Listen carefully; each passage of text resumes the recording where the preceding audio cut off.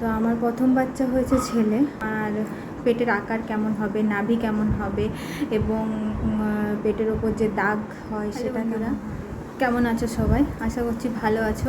তো আজকে একটা সম্পূর্ণ অন্যরকম বিষয়ে নিয়ে আমি মানে ভিডিওটা করেছি। তো হলো গিয়ে আমি এখন জানো যে সবাই আমি এখন দ্বিতীয়বারের জন্য প্রেগনেন্ট। তো আমার প্রথম বাচ্চা হয়েছে ছেলে, আর দ্বিতীয় বাচ্চা কি হবে সেটা নিয়ে পরে আমরা দেখতে পাবো যে কি হবে না হবে। তো ছেলে বাচ্চা হওয়ার কিছু লক্ষণ আমি তোমাদেরকে বলবো, যে তোমার পেটের আকার কেমন হবে, নাভি কেমন হবে এবং পেটের ওপর যে দাগ হয় সেটা কেমন হবে, আর তোমার তারপর তুমি কোন পাশে ঘুরে শুতে বেশি পছন্দ করো সেটা নিয়ে আমি আজকে আলোচনা করব।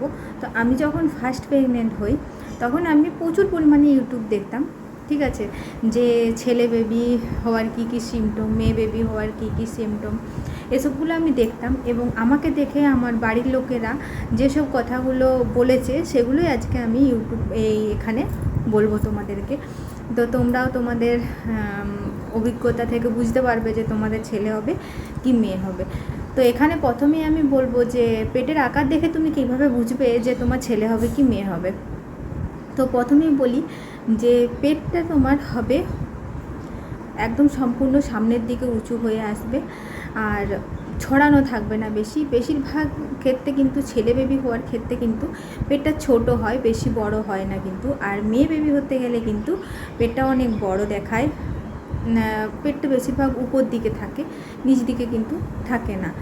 তো আমার যখন ছেলে বেবি হয়, মানে আমি যখন ফার্স্টবার প্রেগনেন্ট থাকি তখনও কিন্তু আমার পেট সম্পূর্ণ নিচের দিকে ছিল, আমার পেট কিন্তু উপরে থাকেনি। মানে আমি খেতে বসতে পারতাম, উঠতে বসতে আমার খুবই কষ্ট হতো, কেননা আমার পেট সম্পূর্ণ নিচের দিকে ছিল বলে। আর সেকেন্ডবার আমি এখন যে প্রেগনেন্ট সেক্ষেত্রেও কিন্তু আমার ওই একই সিমটম, যে আমার নিচের দিকেই চাপ অনুভব হচ্ছে। আমি জানি না যদিও বা এখন আমার ছেলে হবে কি মেয়ে হবে। তো সেই আমার ফার্স্ট বেবির ক্ষেত্রে যেরকম সিমটম পেটের আকারের হিসেবে ছিল, সেকেন্ড বেবির ক্ষেত্রেও কিন্তু ওই একই রকমই আছে। তো এবার বলি যে তোমার নাভি কীরকম হবে। তোমার নাভি হলো গিয়ে 3 রকমের নাভি সাধারণত হয়, আমি যেটা জেনেছি আর কি, বা আমাকে যেটা বলেছে সবাই দেখে বা শুনে, আমি ইউটিউবে যেটা দেখেছি সেখান থেকে কিছু কালেক্ট করেছি। তো হলো গিয়ে নাভি হয়, কারুর নাভি ভেতরের দিকে ঢোকানো থাকে, কারুর নাভি ওপরে উঠে যায়, কারুর নাভি আবার সমান থাকে, পেটের সমান সমান লেভেল হয়ে যায়। তো আমার যখন ফার্স্ট বেবি হয়েছিল তখন কিন্তু আমার নাভি ভেতরের দিকে ঢোকানো ছিল, মানে বেশিটা না, হালকা টুপির মতো একটু হয়েছিল। আর সেকেন্ড বেবি এখন আমার 8 মান্থ চলছে, তো এখনও আমার কিন্তু ওই একই সমানই আছে। আমার প্রথমে ভেতরে ঢোকানো ছিল, তো এখন আস্তে আস্তে মানে লেভেলে চলে এসছে, আমার কিন্তু উপরে উঠে যায়নি, ঠিক আছে। তো তোমাদের যাদের দেখবে যে নাভি ভেতরে ঢোকানো কিংবা লেভেল, তাদের ক্ষেত্রে আমি তো বলবো, মানে আমার অভিজ্ঞতা থেকে, যে তোমাদের ছেলে হতে পারে। এবার আমি জানি না সত্যি কথাই যে আমার কি হবে দ্বিতীয় বেবিটা। এবারে হলো গিয়ে তোমার পেটের ওপর দেখবে একটা কালো দাগ হয়, ঠিক আছে। ওই কালো দাগটা যখন দেখবে যে একদম বুক থেকে নিচ পর্যন্ত তোমার সোজা থাকবে, ঠিক আছে, মানে নাভির পর্যন্ত এবং নাভির থেকে নিচে পর্যন্ত পুরো সোজা লাইন থাকে, তো সেক্ষেত্রে ছেলে বেবি হয়। আমার প্রথম বেবির ক্ষেত্রে কিন্তু সেটা পুরো সোজা ছিল, তাই আমি তোমাদেরকে সেই অভিজ্ঞতা থেকে তোমাদেরকে বলছি। আর দ্বিতীয় বেবির ক্ষেত্রেও কিন্তু একই পজিশনে সেই সোজাই আছে। আর মেয়ে বেবির ক্ষেত্রে কি হয়, যে তোমার ওপরের দিকটা সোজা থাকে এবং নাভির পরে যে দাগটা ওটা সেটা এরকম এঁকে বেঁকে থাকে, বা এরকম বাঁকা থাকে, মেলে না সোজাভাবে, এরকম থাকে। এবার হলো গিয়ে আমি তোমাদেরকে বলবো যে তোমরা কিভাবে বুঝবে যে তোমাদের ছেলে বেবি হবে। তোমাদের কি বলবো, তোমাদের শোয়া কেমন হবে। তোমাদের শোয়া হচ্ছে, ডাক্তার আমাদেরকে বেশিরভাগ বলে তোমরা বাঁ পাশ ফিরে শোবে, বিজ্ঞানসম্মতভাবে যেটা বলে প্রথম থেকেই, মানে যখন থেকে আমরা প্রেগনেন্ট হই তখন থেকেই আমাদেরকে বলে দেয় যে তোমরা বাঁ পাশ ঘুরে শুবে। বাঁ পাশ ঘুরে শুলে আর কি শ্বাসকষ্ট হয় না, তারপর হজম ভালো হয়, যেহেতু আমাদের মেন জিনিস হচ্ছে গিয়ে তোমার হজমের প্রবলেম হয় এই প্রেগনেন্সির সময় অনেক, তাই ডাক্তার আমাদেরকে বলে যে বাঁ পাশ ফিরে শোবে। কিন্তু অ্যাকচুয়ালি কি হয় যে বাঁ পাশ ঘুরে শুলে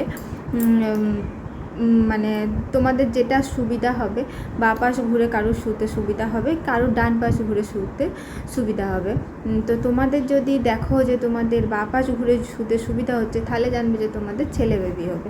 আর যদি দেখো যে ডান পাশ ঘুরে সুবিধা হচ্ছে, তাহলে জানবে যে তোমাদের মেয়ে বেবি হবে। তো এইটাই হচ্ছে কথা।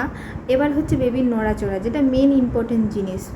বেবি যদি বেশি নড়াচড়া করে তাহলে জানবে যে বেবি সুস্থ আছে, তা আর কোনো টেনশনের বিষয় নেই, বেবি সুস্থ। এবার হচ্ছে যে ছেলে বেবি কোন দিকে নড়াচড়া করে বেশি আর মেয়ে বেবি কোন দিকে নড়াচড়া করে বেশি।